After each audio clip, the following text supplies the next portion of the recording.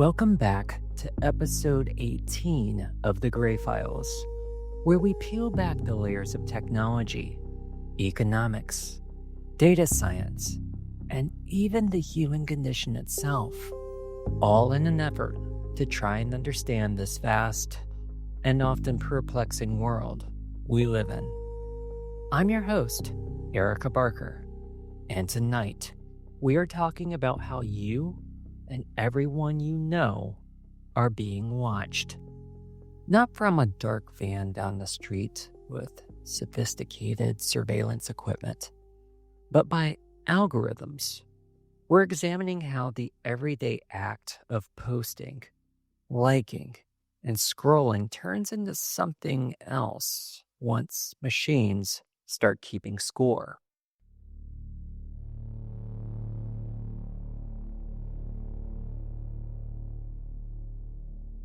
It was a bright, cold day in April, and the clocks were striking 13.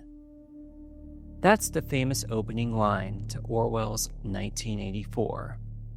Now, in 2025, I just read a disturbing story in Wired magazine. It was about documents that show how the U.S. government plans to hire dozens of contractors to scan X, Facebook, TikTok, and other platforms to target people for deportation. This is not some simple think tank memo or request for information. It has requirements and deadlines. This is a detailed plan for around-the-clock social media monitoring. And here's the part that caught my attention. The system is built to sort, rank, and predict. It turns what we say in public into scores that travel, categories we never agreed to, but that still shape how we are treated. Tonight, not in April of 1984, but in October of 2025, the stakes change again. Immigration and Customs Enforcement is seeking vendors for a social media surveillance program designed to turn public posts into operational leads. That is the visible tip of something larger. Every employer, every insurer, every agency is learning to read your digital shadow. And they are getting really, really good at it. Big Brother is indeed watching you. Part 1. The watchers have names and addresses. 2 buildings. One in Williston, Vermont. Population 8,000. The kind of place where everyone knows your coffee order. The other in Santa Ana, California, in the shadow of Disneyland, where dreams come true. Inside these buildings, nearly 30 contractors will sit at screens, watching. Not watching television, not watching movies, watching you. The contract documents are public, filed October 3rd. They want artificial intelligence that can process X, Facebook, Instagram, TikTok, YouTube, Reddit, every major platform where humans gather to be, well, human. 30 minutes. That's the turnaround time for urgent cases. From your post to the report. Half an hour to transform a tweet into intelligence. They're calling it OSINT, which stands for Open Source Intelligence. It sounds technical, neutral, almost boring. So let me tell you what these systems actually do. Imagine you post a photo at your cousin's wedding. Beautiful day. everyone's happy. You're holding a beer, laughing at something off camera. The location tag says El Paso. The system sees subject was mobile on October 15th. Subject consumes alcohol. Subject has family connections in border region. Subject associates with. It starts checking your cousin's profile. Individual who posted anti-enforcement content in March of 2023. Your moment of joy becomes data points in someone else's database. The algorithm doesn't see the wedding. It sees patterns. And patterns, in the wrong light, can look like anything you want them to. Part 2. The infrastructure was already here. This isn't new. Since 2014, ICE has operated something called GHOST, or possibly Ghost. I'm not quite sure how to pronounce it, but it stands for Giant Oak Search Technology. Sounds like something from a spy novel, doesn't it? Well, it's real, and it's been watching. GHOST crawls social media looking for what the system calls derogatory information. Post critical of America, photos at protest, connections to people already flagged in other databases. The interface is almost insultingly simple. Thumbs up. This person seems fine. Thumbs down. Flag for review. Like Tinder, but for human freedom. Meanwhile, ICE maintains contracts worth millions with data brokers. LexisNexis, Thomson Reuters, companies that aggregate everything that's technically public about you. Your address history, your relatives, that speeding ticket from 2019, the house you looked at but didn't buy, your voter registration, all of it, compiled, cross-referenced, and scored. A company called Palantir, which we did an episode on in episode 7, named after the Seeing Stones in Lord of the Rings, just got $30 million to build something called Immigration OS, an operating system like Windows, but for tracking humans. Peter Thiel, Palantir's founder, once said privacy was dead. He was wrong. Privacy isn't dead, per se. It's just expensive. The wealthy can afford lawyers, PR firms, reputation management services. The rest of us, well, we are just raw data. Part 3. The profile you'll never see. Everyone knows employers check social media, not stop being news in 2010. What's happening now is algorithmic behavioral profiling, and you have no idea what story your patterns tell. Resume Builder's 2023 survey confirms 73% of hiring managers screen social media, but that statistic misses the evolution. They're not reading your post anymore. They're feeding them into systems that analyze patterns. Think about what an algorithm might see. 10 photos with drinks across 2 months. You see normal social life. The algorithm might flag potential substance dependency risk, poor judgment patterns, health insurance liability. Posting regularly at 2 a.m.? Well, you're a night owl. The algorithm might interpret poor self-regulation, likely to miss morning meetings, potential productivity issues. Do you delete posts frequently? You're just editing yourself, right? Well, the algorithm might code impulsive decision-making, potential PR risk, emotional instability indicators. These systems are being sold right now. HR tech companies advertise behavioral prediction, cultural fit analysis, risk assessment modeling. They promise to predict who will quit, who will cause problems, who will cost more in health insurance. How do they calculate this? We don't know. These algorithms are proprietary, trade secrets, black boxes.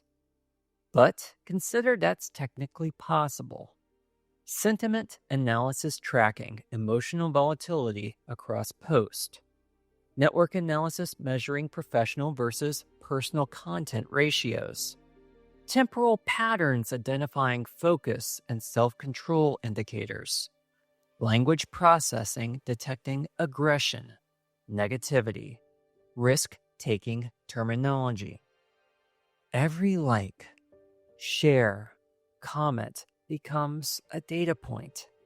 Your 3 a.m. political rants, your deleted post, your weekend location tags at bars, your complaint to positivity ratio, the gaps in your posting that might indicate depression or instability.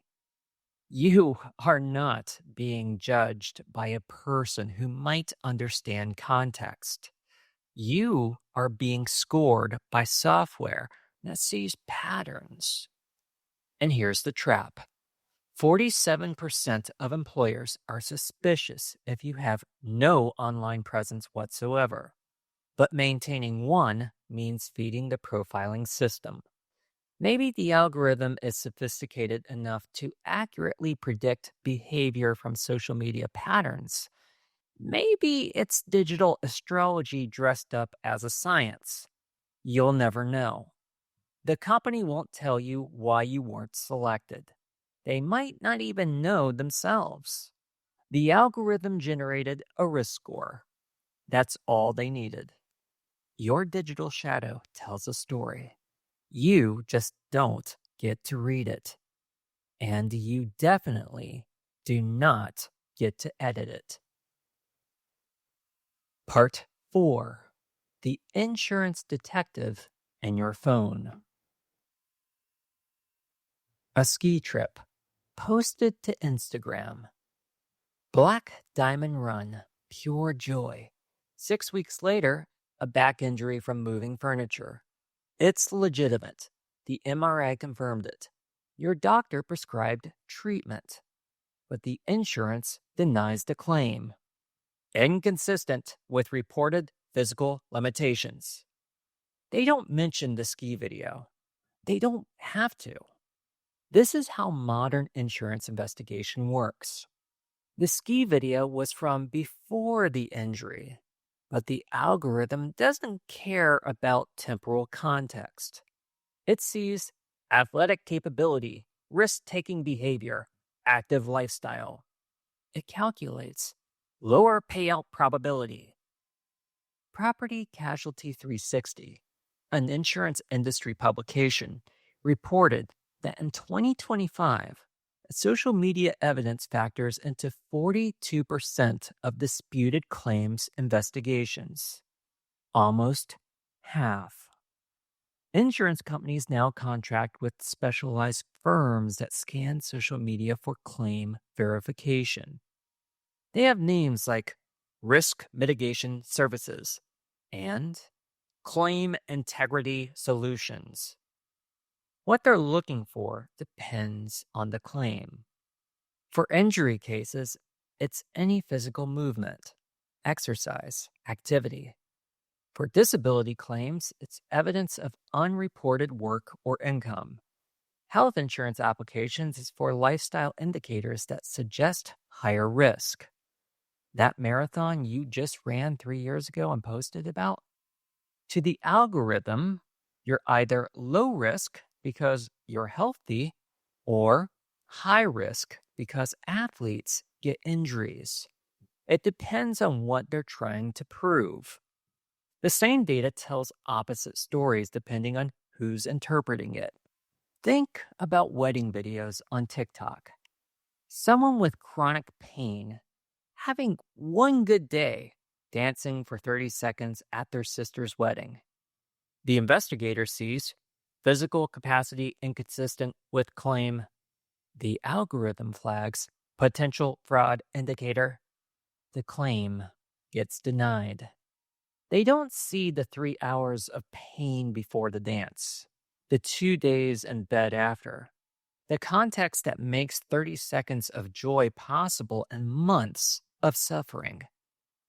Industry training materials, publicly available from investigation certification programs, teach techniques like cross-referencing geotags with claimed limitations, analyzing Venmo transactions for undisclosed income, searching tagged photos where the subject appears in other posts, and using facial recognition to find unclaimed social profiles. You document your life thinking you're sharing with friends. You're actually building an evidence file that can be read against you by anyone willing to pay for it. Part 5. The tools they use. Pinlink, cobwebs, shadow dragon. They sound like hacker handles from a 90s movie. Well, they're actually companies with government contracts and corporate clients. Shadow Dragon's social net monitors over 200 platforms, not just Facebook and Twitter. We're talking about niche forums, regional social networks, places where you forgot you had accounts. It maps relationships, finds alternate accounts, builds what they call patterns of life. Texas Department of Public Safety gave a $5 million contract for a tool called Tangles. It builds relationship webs from social media, finding connections between people who've never met in person but liked the same post. Clearview AI just got a $9 million ceiling contract from ICE. This is the company that scraped billions of photos from social media without permission. They built a facial recognition system so powerful, it's actually illegal in Europe. You know that photo from your friend's Instagram where you're in the background? Clearview has it, and it knows it's you. But the newest tool is even more invasive. Location data. Not from your post, but from your phone itself. A company called Babel Street had to cancel their contract after journalists exposed they were selling location data. So ICE just bought the same capability from Penlink instead. Billions of location signals every day from hundreds of millions of phones. No warrant needed. They can see where you've been, who you've been near, how long you stayed, and most disturbingly, they can look back in time. Part 6. When Context Dies. December of 2013. Justine Sacco boards a plane to South Africa. She tweets, "Going to Africa. Hope I don't get AIDS. Just kidding. I'm white." It was sarcasm, a really bad joke about privilege and inequality.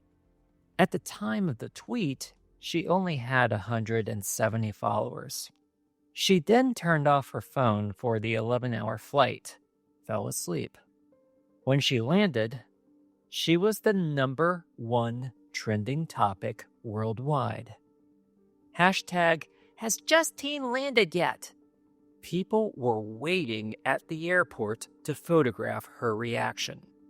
She had been fired while in the air. Death threats filled her inbox. Her life, as she knew it, was over. Context died at 30,000 feet. This is what happens when human communication meets algorithmic interpretation. Sarcasm becomes statement. Jokes become evidence. Mistakes become permanent. In 2017, 10 students had their admissions revoked from Harvard University. Someone leaked screenshots from a private Facebook group where they shared offensive memes.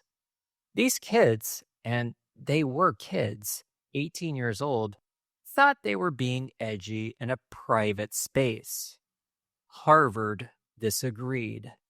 4 years of perfect grades, extracurriculars, SAT prep, gone. 140 characters can end a career. A private group chat can derail a future. A photo from 5 years ago can deny an insurance claim. The algorithm doesn't understand context. And strangely enough, increasingly, neither do we. Part 7. The authentication of everything. Every platform wants to verify you now. Blue checks on Twitter, ID verification on Facebook, real names on LinkedIn. They say it's about authenticity, fighting bots, creating trust. Well, it's not.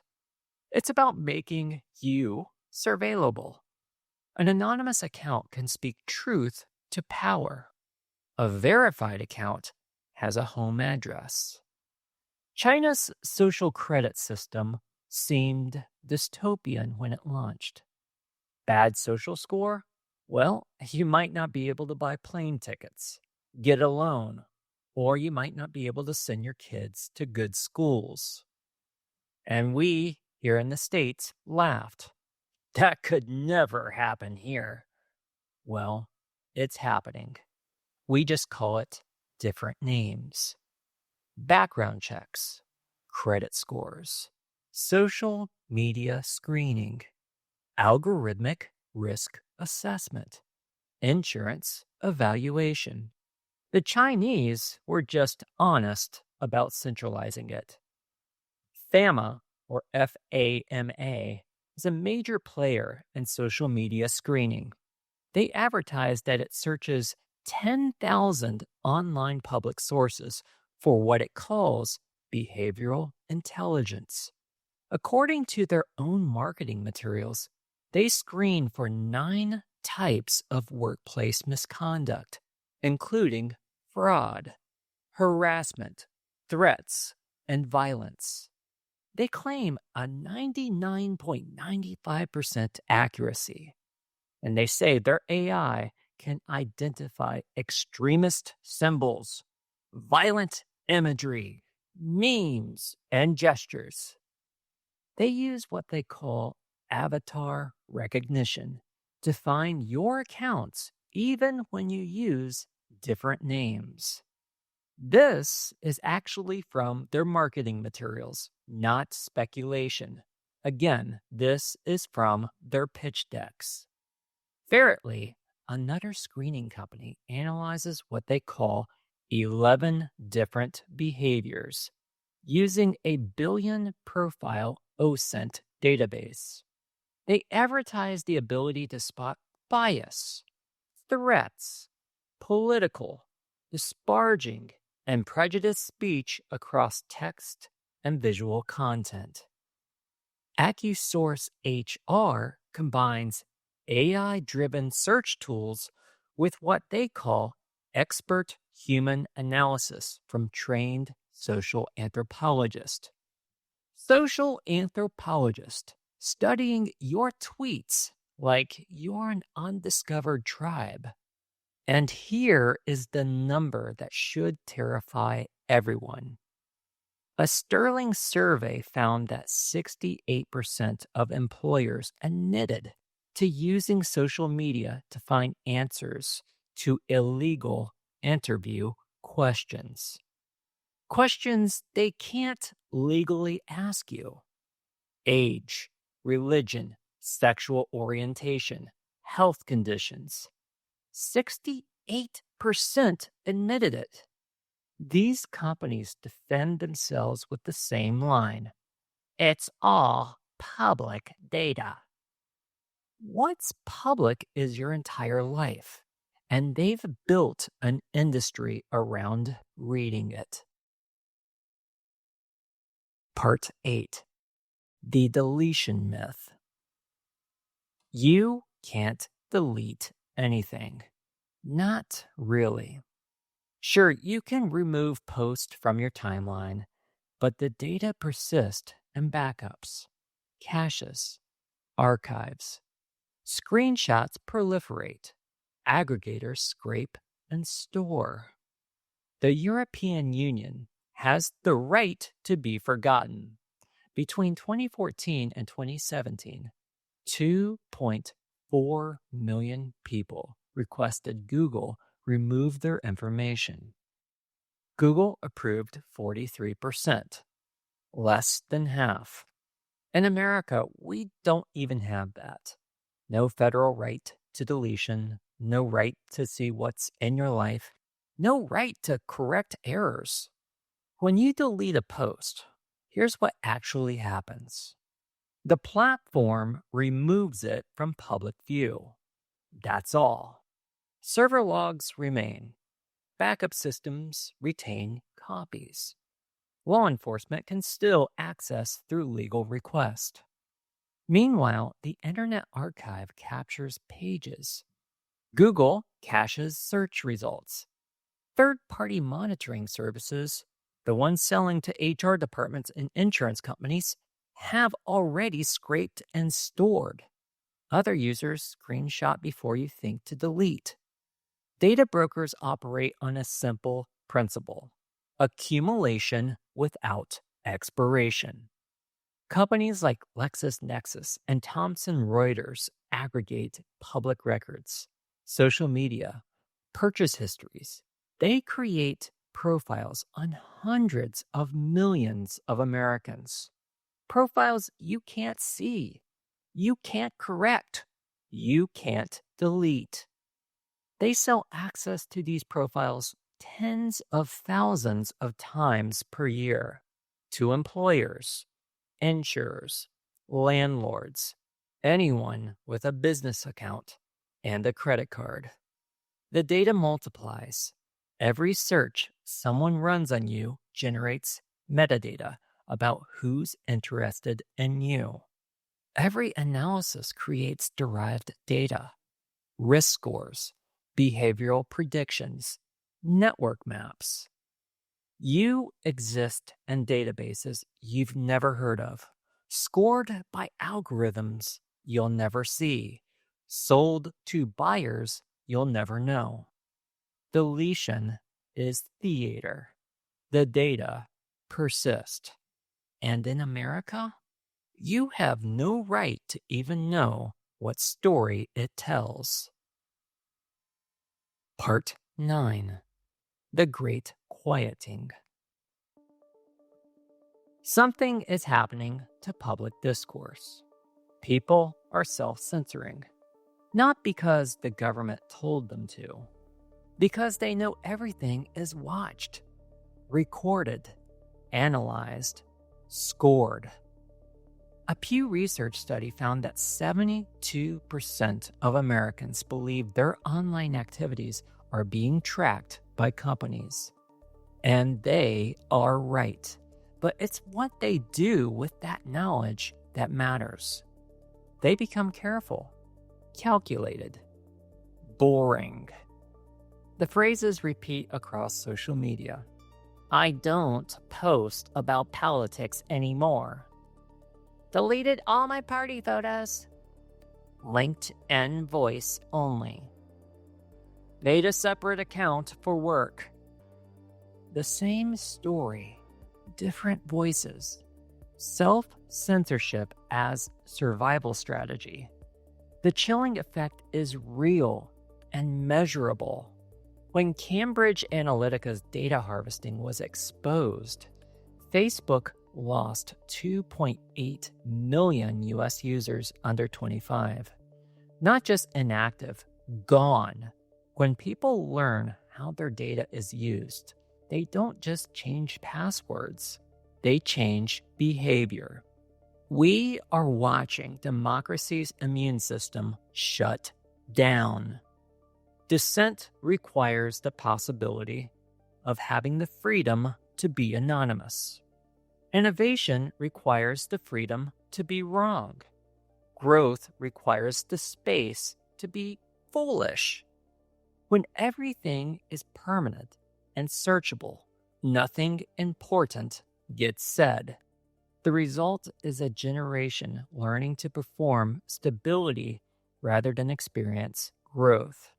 To curate for an algorithmic audience that never forgets and never forgives. Everyone self-edits now, not for friends, for the machine that's watching. And the machine is always watching. Part 10. The resistance that isn't. People think they are fighting back. Private accounts, fake names, VPNs, deleted apps, digital detoxes. It doesn't work. Your phone's advertising ID connects everything. Your credit card links your purchases. Your location data tells the real story. Your contacts upload their address book with your number in them. You exist in other people's data shadows, even if you never ever created accounts. Ghost profiles. That's what Facebook calls them internally, according to leaked documents. They are profiles of people who've never signed up, built from photos of other posts, contact list others upload, and relationships others document. Now, you of course can opt out of Facebook, but you can't opt out of being in Facebook. The real resistance is political. The only real resistance is political. Laws with teeth, regulations that bite, rights that can't be waived in terms of service. Europe has GDPR. California has CCPA. They're imperfect, but they are something. The rest of America has thoughts and prayers. Federal privacy legislation has been proposed repeatedly. It never passes. The tech lobby warns it would break the internet. The security lobby says it would help terrorists. The business lobby claims economic catastrophe. We can't even agree on basic transparency. Whether people should know what data companies collect, whether they should see their own files. The answer is always the same. Too complicated, too expensive, too dangerous. Translation: transparency would reveal how bad it really is. Part 11. The score you can't see. You have a score. Multiple scores, actually. Credit score, you know that one already. But also, customer lifetime value score, insurance risk score, employment probability score, social influence score, fraud likelihood score. These are not conspiracy theories. These are products sold at industry conferences. Data analytics companies openly advertise predictive scoring systems. Know your customer's true value. Predictive employee churn before it happens. identify risk before they manifest.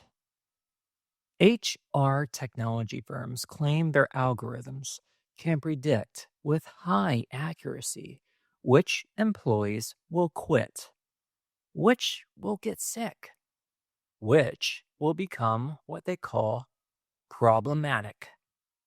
How do they do this? Well, they analyze digital footprints, email patterns, social media activity, even physical workplace data when available, badge swipes, parking times, cafeteria purchases. The privacy policies are buried in employment agreements. Page 47, Section 3, the part no one reads. You consented without knowing what you consented to. Part 12. Tomorrow's crime, today's punishment. Predictive policing was supposed to stop crime before it happened. Instead, it criminalizes probability. Chicago's heat list algorithm, officially called the Strategic Subject List, identified people likely to be involved in shootings, either as victims or perpetrators. The algorithm did not distinguish. If you made the list, police visited your home, knocked on your door, told you they were watching. The algorithm considered arrest, not convictions, social networks, geography, age. Being young, black, and living in certain neighborhoods was enough to score high. The program was discontinued after a Rand Corporation study found it ineffective and civil rights groups proved it was algorithmic racial profiling. But the concept didn't die. It evolved. Now it's person-based predictive analytics. It's the same idea, but better branding. Police departments nationwide use variations. ICE also uses it, as well as Border Patrol. Your social media feeds these systems. That protest you attended, that article you shared, that friend who got arrested, all became inputs to algorithms calculating threat probability. The companies building these systems claim accuracy rates above 85%.